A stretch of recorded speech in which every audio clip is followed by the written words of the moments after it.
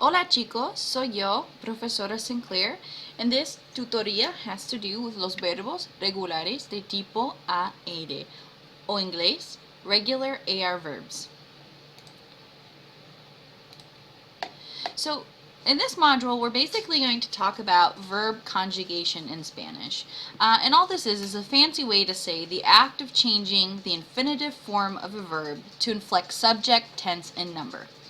The verbs that you see introduced in your textbook, for example, are always the infinitive form. And this basically just tells us what the action is. But as you can see from the definition, the infinitive is a verb form that indicates actions or state of being without reference to person, tense, or number. So without conjugating a verb, it's left in the infinitive, and it doesn't give us any more information than what the action is. It doesn't tell us who completed the action, when the action was completed, or the number of people that completed the action. And so in order to conjugate the verb, we need the subject. And this is the person or thing that actually performs the action in a sentence. And this may be this might mean that we have a pronoun involved. And all a pronoun is a word that takes place of a noun or a proper noun or represents a person. And last but not least is tense, and this is the quality of the verb form that indicates time, meaning did the action happen in the present, past, or future.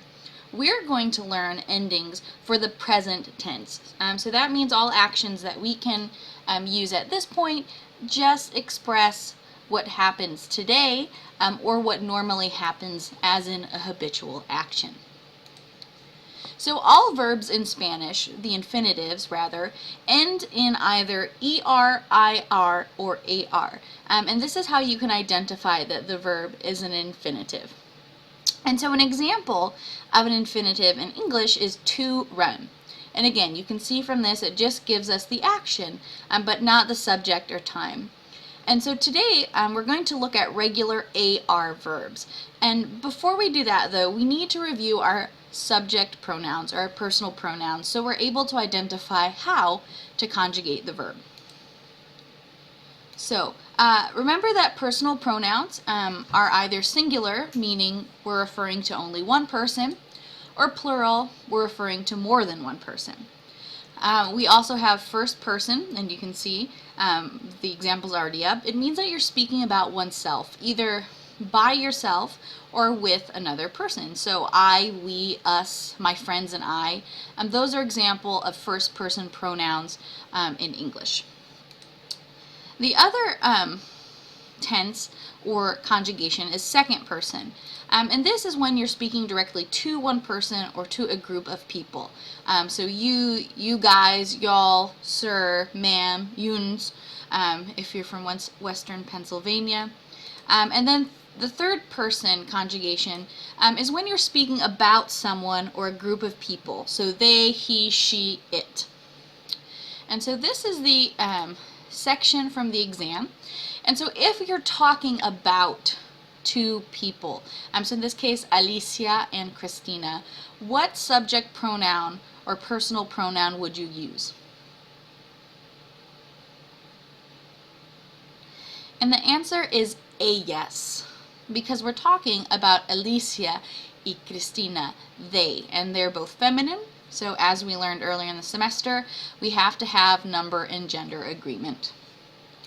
Now what if we're talking about or talking to Senor Gutierrez? So if you look, that SR, the abbreviation for Senor, is very important because it's telling us that this is an informal situation, or formal situation, excuse me. And so if we're talking to Senor Gutierrez, how would we address him? Muy bien.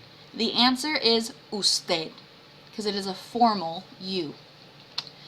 How about if we're talking about a brother, Carlos, for example? What pronoun would we use in Spanish to address his brother Carlos? That's right, we'd use él, as in he in English. What about talking to Senor and Senora Moran? So keep in mind, this is going to be similar to example dos. Muy bien. En este caso, usamos ustedes en la forma plural, right? Plural form, because we're talking to Mr. and Mrs. Formal Moran. Ejemplo dos.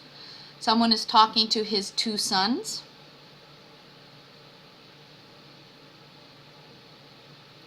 Now this one has two different options. Remember, at the beginning of the semester, we talked about two different yous, plural. We have ustedes and vosotros. And so remember that vosotros is only used in Spain, and ustedes is used throughout the rest of Latin America for informal situations as well as formal situations. 6. Talking about himself. So if someone is talking about him or herself, what subject pronoun in Spanish would he or she use?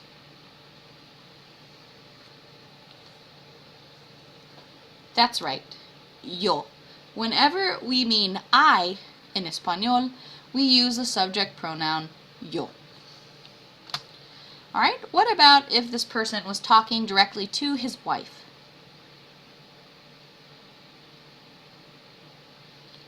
Muy bien. In this case, it's informal, right? It's someone that he knows well, friends, family, and so he would address her in the tú form. Número 8. Talking about his wife. So let's say he's at work and someone inquires about this person's wife. How would he refer to her? Muy bien. He would use ella, she. What about if this person was talking about him or herself and 3 of her friends or his friends? That's right. This is an example of the first person plural, meaning we're talking about ourselves and someone else, and so we would use the nosotros form.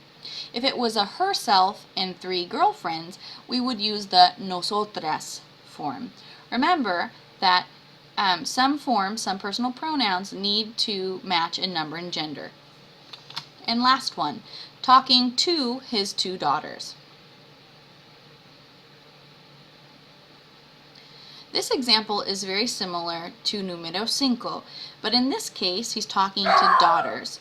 So that means we would use the vosotras form or the ustedes form. Okay, so now we're going to talk about how to conjugate a verb. And so they're very easy steps on how to conjugate. And so our first step is we're always going to start with the infinitive. And so for this example, we're going to use the infinitive hablar, which means to speak. And remember that H is silent in Spanish. So it's not hablar, it is hablar. So just pretend that it's not there. Our second step, we are going to take off the infinitive ending. And so remember that all verbs end in either AR, ER, or IR. And so that's what we would take off. And so hablar is an AR verb, and so we're going to remove that. And we're left with what's called the stem or the root, habl. Okay? And so our third step is we need to decide who or what the subject is. And so it's easy if we are speaking from our perspective, we automatically know who the subject is. But if you have a paragraph or sentence building activity, you have to identify it. So who is the subject? Yo, tú, él, usted, ella, Miguel, etc. And so once you decide who the subject is, then you can add the corresponding AR verb ending to the stem. And so we're going to look at those right now. So these are endings for regular AR verbs in the present tense. And so this is an example of a T-chart, and this is a great way to organize and practice conjugating verbs. So you draw a T on the paper, and you can see we have our T right here, and then you would put the infinitive and its definition in English. And then you would practice conjugating. And so we're going to look at the endings. So always the first person, singular, goes first. And so this side's singular and this side's plural. So one person, more than one person. So the yo form, as I said, comes first. So the ending we would use if I is the subject for an AR verb is o. If our subject is tú, has. If our subject is usted, él, o ella, we would use the ending a. And so that completes our single endings. O, as, a. And so now we're going to look at our plural endings. So we have nosotros o nosotras, meaning us and someone else. And so we would use amos. Vosotros is next, and the ending is ais. And then for the ellos, ellas, y ustedes, we have an. And those are our plural endings. Amos, ais, an for regular AR verbs in the present tense. So let's do one together. So we're going to go back to hablar. Okay? So how would we conjugate I speak in Spanish? Muy bien. Yo hablo. And so you can see we have our stem, habl, and then our ending for yo. Hablo. Yo hablo. What about tú? Excelente.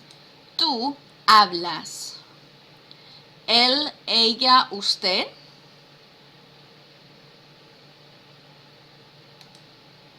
Habla. Usted habla. Él habla. Ella habla. Muy bien. And those are our singular forms. Hablo, hablas, habla. All right, now back to the plural side. Nosotros hablamos. Vosotros habláis. Ustedes, ellos, ellas hablan. Ellos hablan, ellas hablan, y ustedes hablan. So remember that these are just personal pronouns. Basically everything except these two forms, these three forms, él, ella, nosotros, vosotros, ellos, y ellas, and we're going to skip ustedes as well, they can also be people's names or objects. So the chairs speak, if that were possible. He speaks, or Miguel speaks. Joan speaks. My brother and I speak. And so you can also use personal pronouns,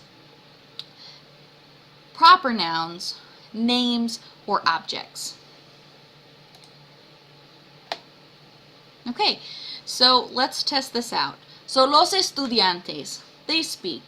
How would we say that? Muy bien. Los estudiantes hablan. La profesora habla. El muchacho habla. Juan y yo hablamos. Ana y Magali hablan. Las computadoras hablan. Tú hablas. Usted habla. Juan y María hablan. Y yo hablo.